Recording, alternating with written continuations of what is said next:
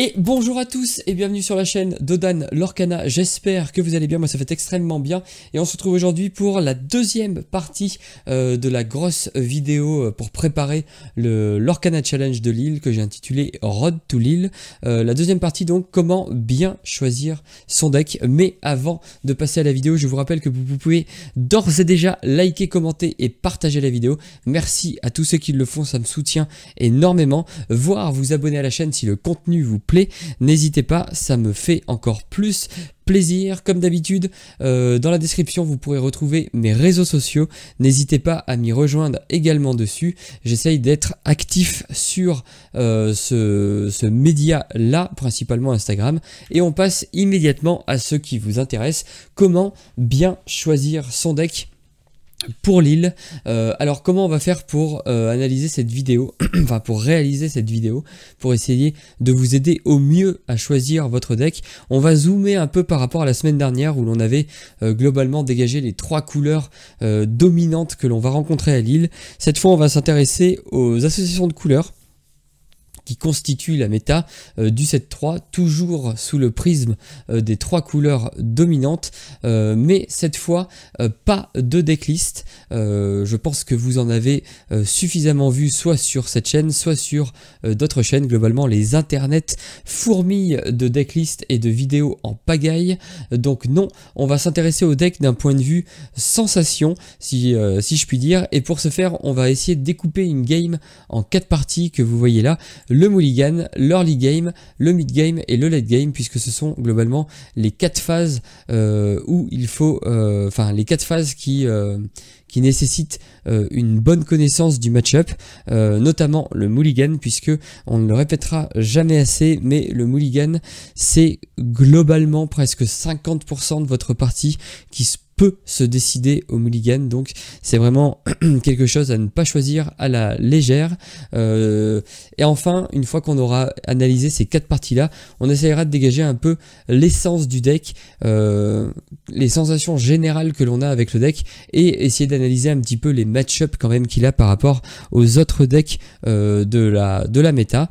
On commence donc immédiatement avec la couleur rouge, avec les 3 decks que l'on avait vus la dernière fois, donc le rouge-bleu, puis le rouge-violet et enfin le rouge-jaune, un petit peu l'ovni de la couleur rouge. Le rouge-bleu, donc on va commencer immédiatement. Donc j'ai attribué un système de notation avec des étoiles. Plus il y a d'étoiles, donc entre 0 et 5, plus vous avez beaucoup d'étoiles, plus vous avez un grand nombre d'étoiles, plus cette phase là est soit facile si c'est le mulligan, soit le moment où votre deck brille de mille feux. Pour le rouge-bleu, du coup, voici ce qu'il en est d'après mon analyse, mon ressenti. N'hésitez pas d'ailleurs à me dire dans les commentaires si vous n'êtes pas d'accord avec certaines choses que je peux dire. Je peux me tromper évidemment, je serai ravi d'en discuter avec vous dans les commentaires. Alors pour le rouge-bleu, on a vu que c'était le deck contrôle par excellence. Ça se voit ici avec le late game et ses 5 étoiles en late game. C'est vraiment le moment où votre deck sera le plus puissant, le moment où vous allez globalement écraser tout le monde. Par contre, à contrario, heureusement, sinon ce serait pas drôle, vous avez un early game qui est tout simplement dégueulasse. Vous allez globalement en chier en début de partie. Le mid game sera quant à lui soit très compliqué, soit un peu moins compliqué, mais il faudra quand même faire attention, puisque globalement l'early game, vous allez, enfin le mulligan tout d'abord, vous allez vouloir récupérer globalement toujours la même chose, la plume, de la pioche et votre Flavorsham. Si vous arrivez à avoir une glace à l'eau suivi d'une plume, suivi d'un Flavorsham, vous assurez une partie globalement tranquille, enfin une partie comme vous voulez la jouer. Ça veut pas dire que vous allez évidemment rouler sur tout le monde, mais en tout cas vous aurez mis toutes les chances de votre côté. En early game du coup il va falloir un petit peu tenir, limiter les dégâts, mais préparer le mid et le late game. Pour ce faire on va essayer de piocher le plus tôt possible et surtout de ramper pour que cette phase là et que le mid game aussi soit le plus court possible et que vous arriviez le plus vite possible dans la phase que vous voulez atteindre, à savoir le late game, donc globalement 6 ou plus d'encre. Le mid-game, donc vous allez globalement vouloir continuer ce que vous avez tenté de faire en early game. Vous allez vouloir continuer un petit peu à ramp, mais surtout à piocher pour trouver tous vos outils de contrôle pour reprendre le board, reprendre la tempo sur la partie. Et alors là, une fois que vous êtes en late game, là vous avez tout simplement toutes les chances de votre côté, toutes les cartes en main pour remporter la partie, notamment avec votre sous-fétiche qui vous permettra de clore les games assez rapidement dès lors que vous pourrez poser des créatures et utiliser le sous-fétiche dans le même tour. Les sensations de ce deck, c'est globalement un début de partie très très compliqué. J'ai envie de dire, après la souffrance vient la délivrance, puisque vos débuts de game seront souvent très très complexes. Il va falloir aller vite et ne pas tergiverser. Et par contre, le late game est souvent radieux et assez facile. Les match-ups, globalement, vous allez être la plaie de tous les decks à base de violet. Vous allez avoir globalement des match-ups très favorables contre le violet. Par contre, les decks qui vont être un petit peu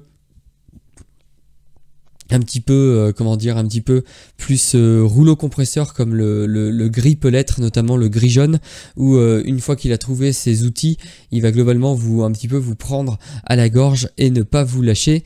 Ça peut être un peu plus irrespirable. Évidemment, le mauvais match-up, c'est les early hyper aggro, enfin les decks hyper aggro, comme le gris vert discard, et tous les decks aggro, le jaune violet, le rouge vert. Par exemple, ça c'est des match-ups que vous allez vouloir éviter en tout cas, parce que vous savez que il brille au moment où vous brillez le moins, donc forcément ça va être très compliqué. Voilà ce qu'on peut dire sur le rouge-bleu. Ensuite on va passer au rouge-violet. Comme vous pouvez le voir, il a globalement 3 étoiles partout. C'est un deck qui n'excelle nulle part, mais qui ne souffre dans aucun des compartiments de la game. Le mulligan sera globalement assez évident. On va vouloir poser des créatures sur le board pour pouvoir utiliser nos compétences de boons. On va vouloir évidemment avoir de la pioche. Le plus dur sera d'équilibrer entre le début de game et la pioche. Comment on arrive au moment où on peut commencer à faire de la value, à bouncer ces créatures, parce qu'on joue quand même un nombre assez conséquent de non-ancrables, donc attention de ne pas se retrouver bloqué avec des cartes qu'on peut pas jouer en main, ou de devoir jeter des fois des cartes comme des mimes renards, alors qu'on se dit ah mince, si je joue un lieu au prochain tour, j'aurais bien aimé la garder, mais d'un autre côté il faut que j'avance. Attention quand même au mulligan, il peut vous causer des soucis. Par contre, l'early game, le mid game et le late game globalement se ressemblent. Vous allez briller à aucun moment, mais vous allez être en difficulté à aucun moment. Globalement, l'early game, vous allez vouloir prendre un petit peu le board pour préparer vos outils de boons du mid game, faire de la value avec des créatures que vous allez pouvoir remonter en main, reposer, etc. Prendre du lore dès que vous le pouvez. C'est vraiment un deck qui va grappiller dès qu'il le peut un peu de lore, puisque vous allez devoir en tout cas vous battre à chaque game. En mid game, vous allez vouloir abuser de votre pioche, de votre boons, tout en continuant à lorer, contrôler un petit peu le board adverse avec vos Maui, commencer à préparer vos Médusas, votre Emain. Évidemment, si ça tourne mal, on se dépêchera d'aller en late game où vous pourrez reset le board avec vos Soyez prêtes. Globalement, au niveau de la sensation sur ce deck là, c'est vraiment aucun match n'est gagné d'avance, aucun match n'est perdu d'avance. Il va falloir jouer à chaque fois, réfléchir, faire les bons choix, et attention parce que même si le deck a l'air assez permissif en erreur, vous allez pouvoir globalement, sans vous rendre compte, si vous faites certaines erreurs au début de la partie, elles vont vous suivre un petit peu toute la partie, et ça va être dur d'inverser la tendance, même si rien n'est impossible évidemment avec ce deck là, mais voilà, attention quand même à vos choix dans la partie, puisque certains choix auront des conséquences un petit peu à long terme, mais pas trop visibles. Vous n'allez pas être puni immédiatement, voilà, c'est exactement ça que je veux dire. Vous allez globalement subir un petit peu cette erreur tout au long de la partie, donc attention quand même. C'est pas un deck qui est si simple à jouer que ça, même si on le voit beaucoup, qu'il est joué par énormément de monde. D'ailleurs, ce qu'on peut noter aussi sur ce deck là, c'est que même si il est extrêmement représenté, même s'il est globalement très stable, il a du mal à arriver dans le dernier carré d'un tournoi, voire de remporter le tournoi globalement. Dernièrement en tout cas, les rouges violets ont souvent fait partie du top 8, mais ont rarement gagné des tournois, rarement gagné la première place. Donc attention tout de même, mais c'est vraiment un choix très stable et qui a prouvé à maintes reprises que c'était vraiment un choix sûr pour Lille. On passe ensuite au dernier deck à base de rouge, le rouge-jaune Mufasa. C'est un petit peu l'ovni du rouge, puisqu'il ne base pas sa stratégie sur le late game, mais plutôt sur la curve. C'était vraiment, s'il y a un maître mot à retenir avec le deck Mufasa, c'est la curve, la curve, la curve, la curve, puisque vous allez globalement vouloir poser une menace à chaque tour, ne jamais laisser l'adversaire respirer. Le mulligan de ce fait est assez évident, même si encore une fois il faut faire attention, il faut bien préparer son match-up, bien connaître un petit peu les forces et les faiblesses du deck en face, mais globalement vous allez vouloir poser des créatures à chaque tour, hormis le tour 1, sauf si vous jouez des Pluto, mais globalement c'est un deck qui ne joue pas de T1, donc attention tout de même. L'early game sera assez évident, puisque normalement vous n'aurez pas trop de choix à faire. Si le seul choix un peu crucial et compliqué, c'est est-ce qu'on pose notre Mergotel au tour 2 ou au tour 3, en espérant qu'elle survive pour pouvoir enchaîner avec une réponse au tour 4, puisque si vous arrivez à piocher avec la réponse, vous vous assurez une partie beaucoup plus simple, puisque voilà, la principale difficulté du deck, c'est qu'il n'a pas beaucoup d'outils de pioche, donc attention à ne pas se retrouver sans carte, puisque si un deck Mufasa se retrouve sans carte, c'est globalement très dur pour lui. Le mid-game, c'est là où il brillera le plus, notamment grâce à ces Mufasa qui vous apporteront une résilience énorme et cet effet un peu roulette que certains adorent ou que certains détestent, puisque ça peut tout aussi bien retourner une situation en votre faveur ou tout simplement ne pas faire grand chose. Et Mufasa, si la roulette se passe mal, globalement c'est une 3-3 pour 5 qui lore seulement 2, donc bon, c'est pas non plus une excellente créature, donc attention, vous n'y pouvez pas grand chose, mais voilà, vous êtes quand même assez dépendant de la roulette du Mufasa. Par contre, le Mufasa vous apporte énormément de résilience sur le board, notamment en late game. Vous allez pas trop craindre le rouge et les contrôles du rouge, puisque même s'il vous tue votre Mufasa, vous n'êtes pas à l'abri de lui reposer une deuxième menace encore plus terrible à gérer dans le même tour, donc ça peut être assez compliqué de s'en dépêtrer. Pour les sensations du deck, donc c'est un deck de curve, un espèce de rouleau compresseur qui peut vraiment prendre à la gorge votre adversaire et ne jamais le laisser respirer. C'est d'autant plus vrai lorsque vous êtes premier joueur, puisque c'est globalement le meilleur deck lorsque vous êtes premier joueur. Par contre, lorsque vous êtes second joueur, là c'est plus compliqué, puisque la tempo il va falloir la récupérer, puisque vous ne l'aurez pas de base. Donc attention un petit peu. Pour ce qui est des match-up, vous allez globalement avoir du mal contre les match-up discard. Ils vont vraiment vous mener la vie dure, puisqu'ils vont vous réduire le nombre de cartes en main, et moins vous avez de cartes avec votre deck Mufasa, plus vous pouvez vous retrouver bloqué assez vite. C'est un choix en fait assez... En gros, vous remettez votre victoire ou votre défaite beaucoup entre les mains de votre Mufasa, donc ça limite votre prise de décision, mais d'un autre côté il y a un côté hasard qui peut plaire ou ne pas plaire suivant vos goûts, donc à bien prendre en considération si vous voulez jouer Mufasa à Lille. On passe ensuite au gris, avec tout d'abord la multitude de decks gris-jaune. On va commencer avec le gris-jaune flûte. Probablement le deck gris-jaune en tout cas le plus dur à piloter, puisque votre mulligan sera vraiment très impactant pour le reste de votre partie. En fonction du match-up, vous allez devoir vous adapter. En même temps, on joue gris, on joue la polyvalence, donc à vous de vous adapter à ce que vous allez rencontrer en face, même si Cendrillon perdu dans l'hiver, ça paraît des choix évidents.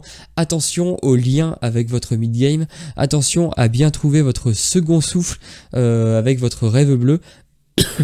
que vous allez devoir jouer au moment opportun, puisque ce rêve bleu joué au mauvais moment, ça peut être catastrophique. Donc le mulligan, moment clé du match-up, moment très complexe où il vous faudra certainement pas mal d'entraînement pour le maîtriser. L'early game, il est globalement assez simple.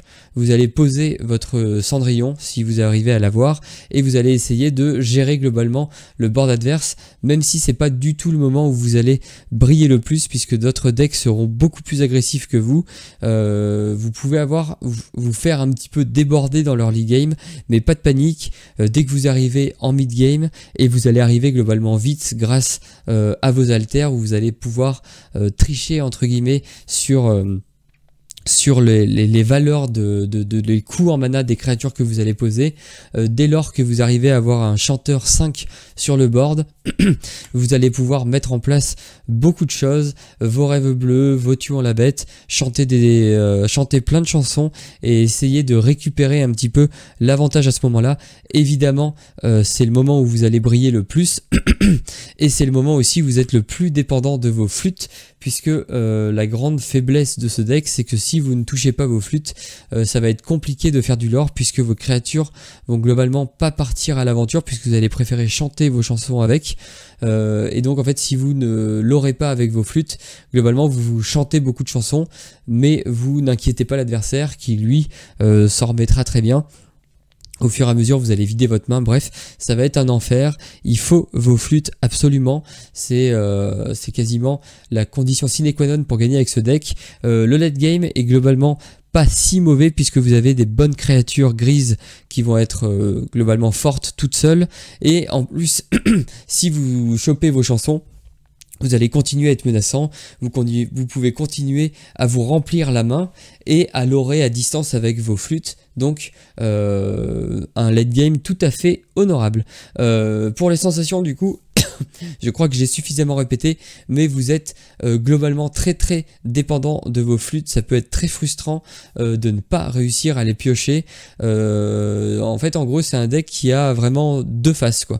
La face où tout se passe bien et vous allez tout simplement rouler sur absolument tout, et la face où rien ne se passe comme il faut et le deck vous pète entre les doigts, et là c'est tout simplement très désagréable. Alors il demande aussi une certaine expérience, donc attention, c'est pas non plus un deck qu'on peut prendre comme ça au dernier moment. Il va falloir s'entraîner un petit peu avec si on veut performer.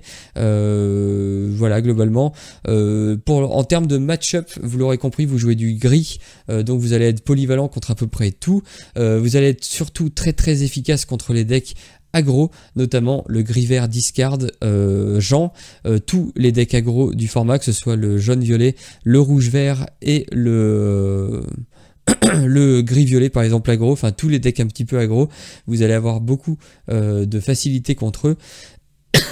Par contre, les decks plutôt contrôle, très très contrôle, eux vont vous poser plus de soucis, puisque notamment le rouge-bleu, puisque jouer un ce rêve bleu sur un rouge-bleu, ça peut être très très fort si vous le jouez tour 2 avec la reine. Par contre, en fin de partie, si vous avez plus de cartes en main et que vous faites un ce rêve bleu, ça peut être catastrophique de redonner une grosse main à un rouge bleu, puisqu'il aura énormément de gestion pour venir vous embêter. On passe ensuite à la deuxième version du jaune gris, la version lanterne, du coup, qui elle, contrairement à la version flûte, brille plutôt dans l'early game. Alors c'est un early game qui est un petit peu faussé, puisque grâce aux lanternes et aux alters, vous allez pouvoir très vite prendre le board avec des grosses créatures. Donc en fait, votre early game sera globalement un mid game un petit peu avancé. Donc c'est vraiment le moment où votre deck va briller, la partie où vous allez réussir à prendre vraiment de vitesse votre adversaire, poser des énormes créatures sur le board, gérer ces créatures ou partir à l'aventure, faire le break à ce moment-là. Les lanternes du coup vont beaucoup vous aider, mais vous êtes moins dépendant des lanternes que n'est dépendant la version flûte de ces flûtes, puisque grâce à la capacité alter, vous allez globalement toujours tricher un petit peu sur le rythme à laquelle les alters vont arriver, donc pas de panique là-dessus. Il est moins dépendant des lanternes. Le mid-game, vous allez avoir un mid-game très très fort, notamment grâce à vos chansons, toujours pareil, vos grosses créatures vont arriver arriver toujours pareil vont arriver à avoir un impact assez fort sur le jeu. Le late game sera plus compliqué puisque contrairement à la version flûte, vous n'allez pas pouvoir lorer à distance. Si l'adversaire gère vos créatures, vous allez tout simplement avoir aucun moyen de lorer, donc ça peut être aussi très frustrant. En termes de sensations, donc vous allez être vraiment un petit peu le rouleau compresseur. Vous allez vouloir avoir une prise de board rapide et forte, très puissante, contrôler avec vos chansons, piocher avec vos chansons, lorer avec vos personnages. C'est globalement assez plaisant lorsque tout se passe bien. Par contre, attention, le late game est lui beaucoup plus compliqué, notamment contre le rouge-bleu, puisque une fois qu'un soyez prêt sera passé, ça va être très dur pour vous de revenir. Mais globalement, c'est quasiment le seul match-up où vous êtes vraiment défavorable. Contre le reste, vous avez tout le temps vos chances puisque vous allez pouvoir prendre à peu près tout de vitesse. Enfin, la dernière version du Gris-Jaune, le Gris-Jaune Terre des Lions, donc qui est un peu à mi-chemin entre la version flûte et la version lanterne, puisque vous allez pouvoir lorer à distance avec vos lieux, et vous allez pouvoir tenir le board plus facilement, voire jouer vos créatures plus facilement si vous avez rempli la Terre des Lions avec un prince. Donc c'est vraiment une version qui est entre les deux, moins polarisée du coup. Vous allez avoir un mulligan qui est assez compliqué aussi, puisque vous jouez du gris, il va falloir pas mal s'adapter à la situation et à votre adversaire. Vous allez avoir un early entre les deux puisque vous allez globalement pouvoir vous accélérer avec la Terre des Lions, commencer à lorer avec la Terre des Lions, rendre vos créatures plus résistantes avec la Terre des Lions. Le mid-game sera un petit peu dans la même continuité puisque vous allez poser vos grosses créatures, essayer de les mettre dans votre Terre des Lions pour les rendre plus résistantes et continuer à lorer à distance. Par contre, en fin de game, ça risque d'être un peu plus compliqué à l'instar de la version lanterne, puisque l'adversaire va pouvoir gérer globalement plus facilement vos Terres des Lions. Vous allez avoir moins de facilité à lorer à distance qu'avec une version flûte, et vous allez retrouver un petit peu les difficultés que peut avoir la version lanterne à prendre le board et à lorer avec ses créatures. Donc attention au late game, c'est pas le moment où vous allez briller le plus. Globalement en termes de sensations, vous êtes un petit peu entre les deux. J'ai envie de dire que c'est un petit peu le choix de la sagesse, le choix le moins polarisé, même s'il a aussi un gameplay qui est assez atypique par rapport aux deux autres. Voilà, en termes de match-up, je pense qu'on a un peu expliqué le tout.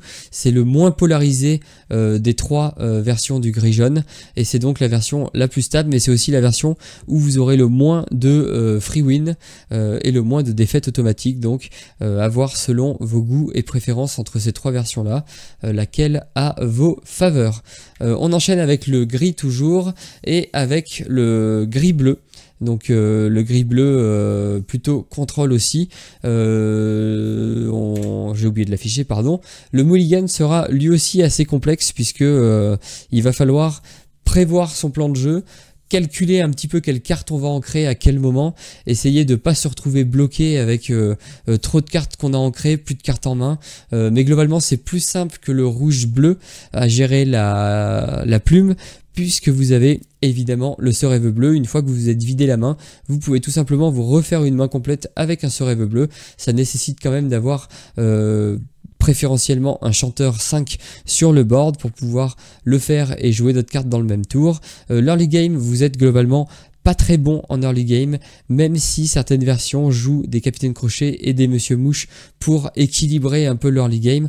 Globalement, c'est pas la période de la partie que vous préférez.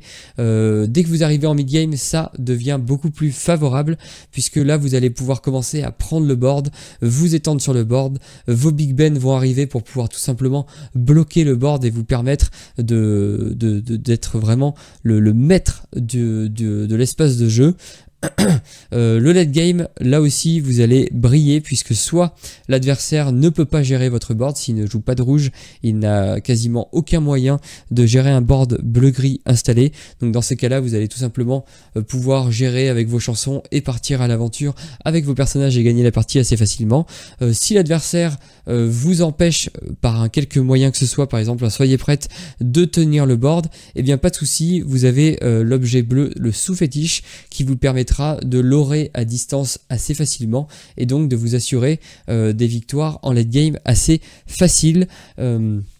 Globalement, en termes de sensations sur ce deck là, c'est vraiment la force tranquille. Vous allez vous imposer petit à petit dans la partie, prendre le board, ne jamais le perdre, gérer celui d'en face de manière assez évidente avec vos chansons, et voilà. Après par contre, attention, c'est un deck qui est très compliqué à jouer, enfin tout très compliqué, qui est plus compliqué que la plupart des decks de la méta. Il va vous demander beaucoup de choix, beaucoup de projections dans le futur, notamment avec la plume, d'essayer de vous projeter sur qu'est-ce que je vais ancrer le tour d'après, qu'est-ce que du coup je vais pouvoir jouer avec le nombre d'encre que je vais avoir, est-ce que je vais sauter entre guillemets un palier d'encre par exemple, est-ce que je vais passer du palier 3 à 5, est-ce que du coup j'ai besoin de garder mes cartes 4 ou est-ce que je peux les ancrer, est-ce que je vais avoir suffisamment de cartes en main, est-ce que je vais pouvoir repiocher avec des cartes en main. Enfin voilà, il y a pas mal de questions, il y a surtout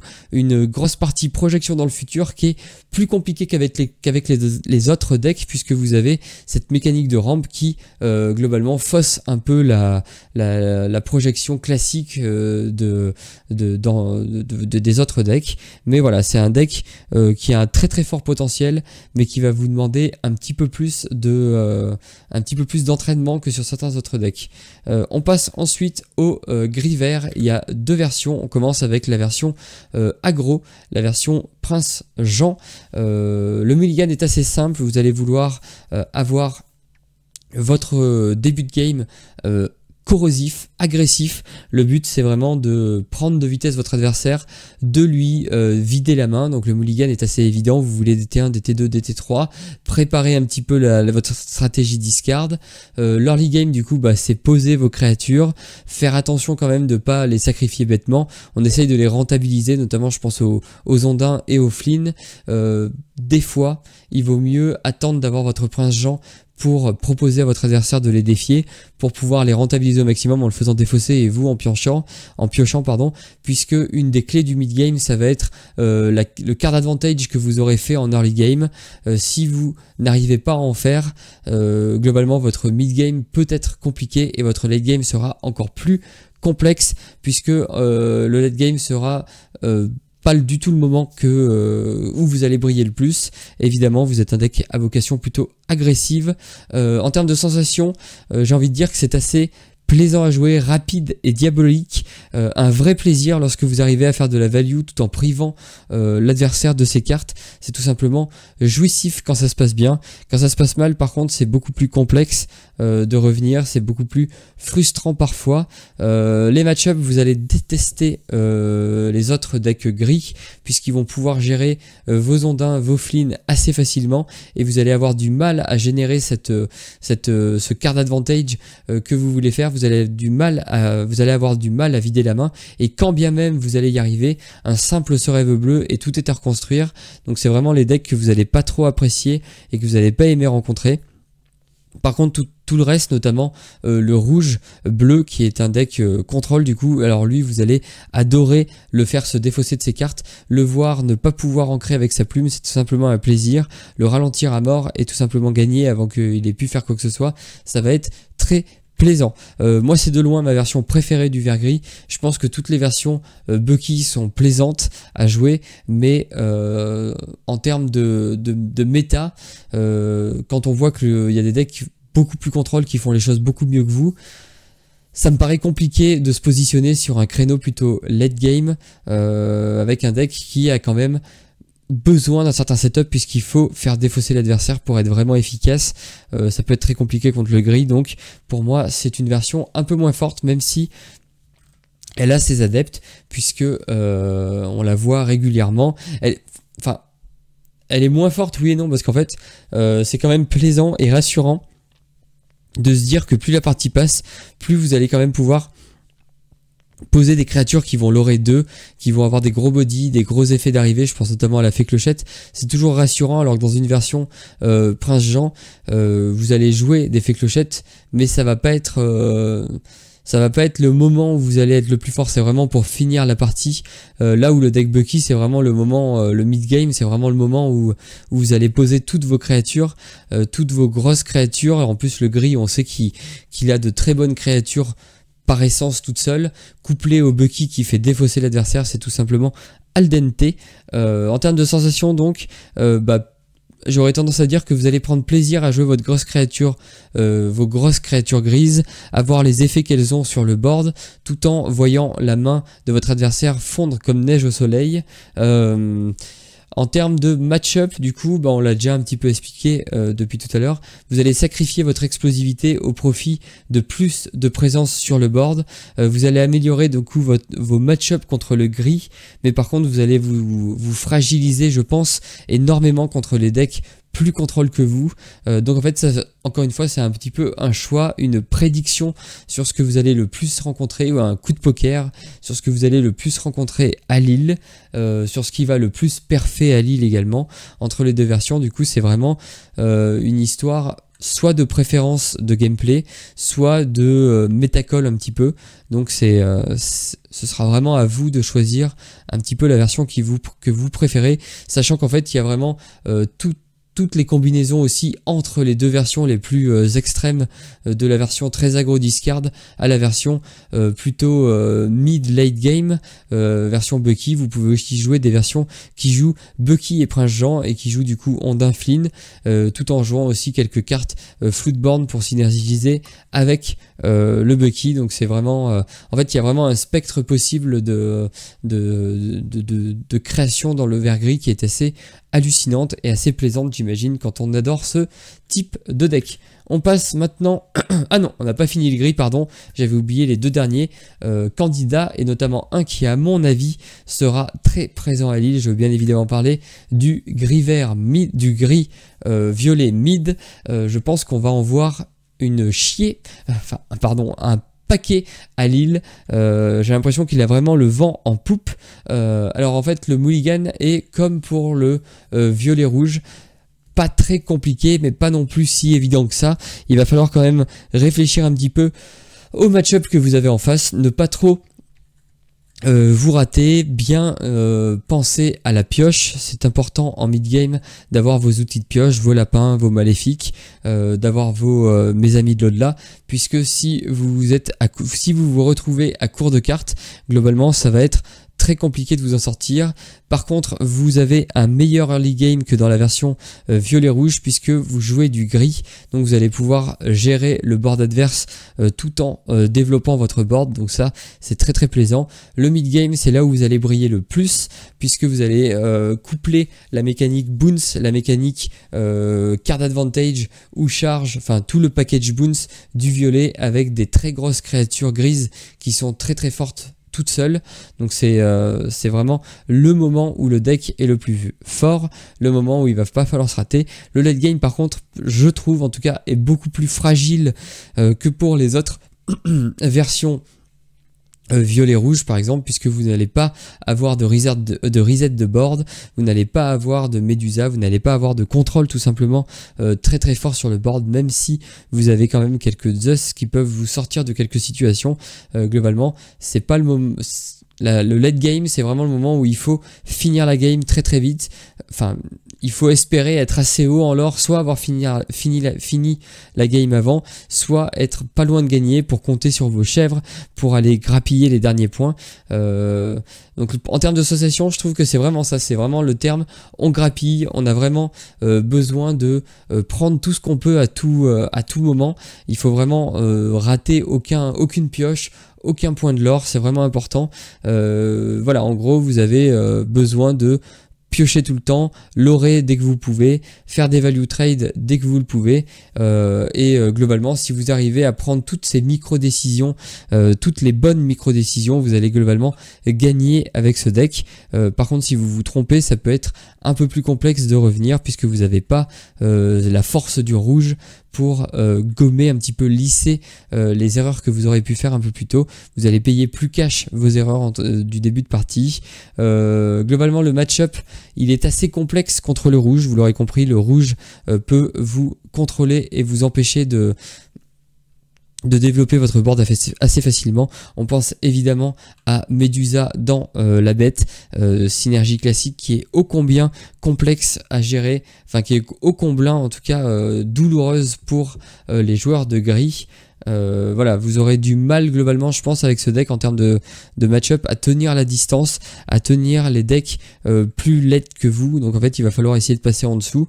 Et d'un autre côté, vous allez pouvoir vous adapter en étant plus mid-range que les decks aggro. Donc en fait, il est assez plaisant pour ça, il est assez versatile, il est polyvalent et stable, il joue le gris et le violet.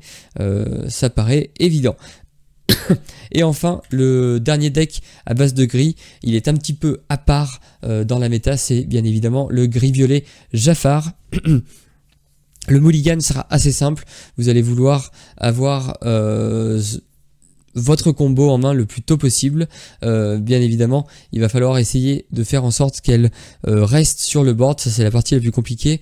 Globalement, votre early et votre mid vont pas être les moments que vous allez préférer, quoique le mid game ça dépend, mais globalement, vous allez préparer votre combo, vous allez préparer votre one turn kill, votre OTK assez tôt dans la partie. Donc l'early et le mid, c'est les moments où vous êtes un peu moins bien. Par contre, plus la partie avance, après c'est toujours un petit peu compliqué de dire ça, mais normalement plus la partie avance, plus vous avez pioché vos cartes, plus vous avez votre combo en main.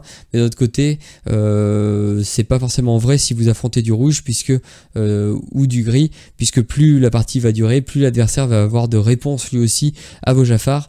Mais en gros, c'est un deck qui va jouer un petit peu tout seul. Vous allez essayer de setup tout simplement votre Jafar alter et de le faire chanter ce rêve bleu une fois, deux fois si vous avez un autre alter, et finir la game en un tour. Globalement, vous allez avoir beaucoup de mal contre le gris, puisque le gris a énormément de moyens de gérer tous vos petits Jafar. Si votre gros Jafar n'arrive pas à altérer, c'est beaucoup plus dur de le faire chanter. Globalement, c'est assez ça. C'est globalement ça en fait, c'est un deck vraiment à part, parce qu'en fait c'est un peu un deck qui va jouer dans son coin, qui va vous ralentir un petit peu, faire son truc, et tenter de temps en temps de poser un Jafar, vous proposer un Jafar. Ce sera à vous, ce sera à l'adversaire de gérer. Globalement, vous allez juste tenter plusieurs fois, essayer quand même de le mettre au bon moment, hein, parce que c'est pas juste je pose un Jafar et je vois ce qu'il fait. Et il faut quand même essayer d'épuiser un petit peu la main adverse avant, essayer de mettre toutes les chances de notre côté pour que le Jafar soit le plus efficace possible et qu'il ait la chance de rester et de déclencher le combo au tour d'après. Mais voilà, c'est un deck, si vous aimez le côté combo et que c'est vraiment votre style de jeu, foncez, c'est quasiment le meilleur, c'est le seul deck OTK de la méta, donc n'hésitez pas si c'est le cas. Par contre, si vous préférez construire, si vous préférez prendre votre temps, si vous préférez mettre en place quelque chose, je suis pas sûr que ce soit le meilleur deck pour vous. Et enfin, on passe à la dernière couleur, la couleur violette. Bon, qu'on a déjà vu au travers du rouge-violet, mais voilà, il fallait bien choisir un endroit où le mettre. Là, on passe au violet principal, donc avec en premier deck le vert-violet, plutôt tempo. Alors lui, le mulligan, il est comme tous les decks à base de violet, assez compliqué, pas très compliqué mais pas très facile. Il est un petit peu entre les deux. Si j'avais pu mettre, j'aurais mis 2,5, puisqu'il va falloir assurer un early game assez explosif, assez efficace, et tout en préparant quand même le mid game pour ne pas se retrouver en rate de cartes, puisque globalement l'early game sera très très fort avec ce deck là. Vous allez avoir des créatures qui vont lorer beaucoup, vous allez pouvoir temporiser avec les kits, vous allez pouvoir commencer à piocher avec les maléfiques. Globalement, vous allez pouvoir faire plein de choses en early game, grappiller beaucoup de points de lore, prendre de l'avance très très tôt. Le mid-game, lui, sera plus compliqué, puisque c'est le moment où vous allez devoir faire du card advantage tout en ralentissant suffisamment l'adversaire pour ne pas se faire dépasser. C'est le moment en fait où vous allez vouloir user et abuser de votre mécanique Bounce, de vos chansons avec votre Ursula. C'est le moment où vous allez vouloir globalement prendre suffisamment d'avance pour terminer la game le plus tôt possible. Le late game, vous êtes évidemment beaucoup moins fort. Vous avez évidemment vos chances avec certaines cartes comme les chefs par exemple. Les lapins en late game peuvent vous donner aussi un petit peu un second souffle, mais voilà, c'est vraiment pas la partie de la partie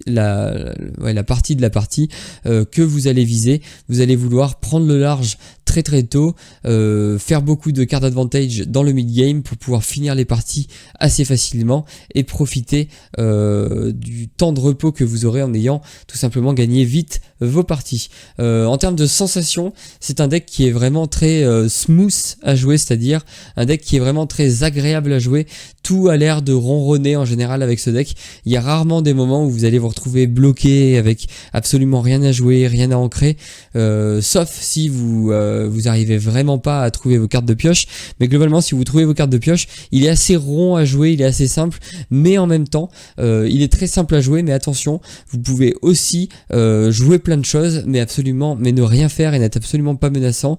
Donc attention, la moindre erreur peut se payer cash avec ce deck. Il est très agréable à jouer, mais il est aussi assez exigeant, donc attention.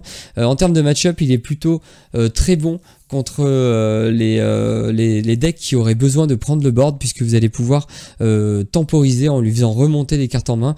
En fait, c'est un deck tempo par excellence. Il va essayer de garder la tempo sur le match tout au long de la partie et en même temps. Ouais, voilà, c'est ça, c'est un deck de tempo, c'est le deck tempo par excellence.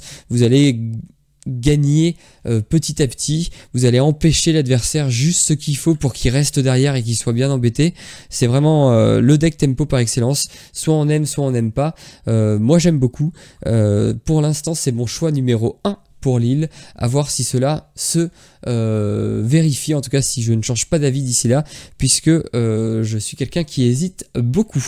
Ensuite on passe au deck aggro du format, le jaune-violet, même s'il y a d'autres couleurs, on l'avait déjà vu dans la précédente vidéo. Ce deck là, le jaune-violet, c'est vraiment un deck qui va tout droit. Votre objectif c'est de terminer la partie au tour 5 ou au tour 6 maximum. Ensuite ça va être très compliqué et globalement ensuite vous allez juste pouvoir concéder pour éviter de voir votre adversaire parader avec sa main pleine et ses cartes qui vont gérer absolument tout. Le mulligan sera assez simple, on veut des créatures qui leur beaucoup, on veut un semblant de curve sur au moins les 3 premiers tours. Vous inquiétez pas, normalement vous n'avez pas une curve très haute, vous allez pouvoir vous arrêter très tôt en encre, ça facilite énormément la vie. L'early game, c'est là où vous êtes tout simplement flamboyant, vous allez pouvoir poser des créatures qui leur beaucoup, essayer de les protéger, maximiser vos lores pour arriver au mid-game avec une avance très conséquente, voire la victoire qui vous tend les bras. Si c'est le cas, et ben vous allez pouvoir tout simplement clore la game le plus tôt possible, sachant que dans le mid-game c'est là où ça commence à se gâter, puisque l'adversaire va commencer à avoir, s'il joue gris, détuons la bête, s'il joue du rouge, il va commencer à se rapprocher de ses Madame Médusa, de ses Soyez prête, et alors là le late game vous êtes totalement absent, vous êtes totalement aux fraises. On peut globalement vous dire au revoir en late game. Donc un match-up, un deck très polarisé. Vous allez évidemment raffoler des decks lents comme le rouge-bleu. Vous allez craindre et trembler devant la couleur grise. Mais voilà, c'est un deck, c'est un parti pris. Vous allez vous polariser en essayant de gagner très vite. Si vous y arrivez, tant mieux. Vous allez avoir beaucoup de temps de pause. Vous allez avoir la tête assez fraîche par rapport à des joueurs qui vont batailler à chaque tour, à chaque game pour remporter.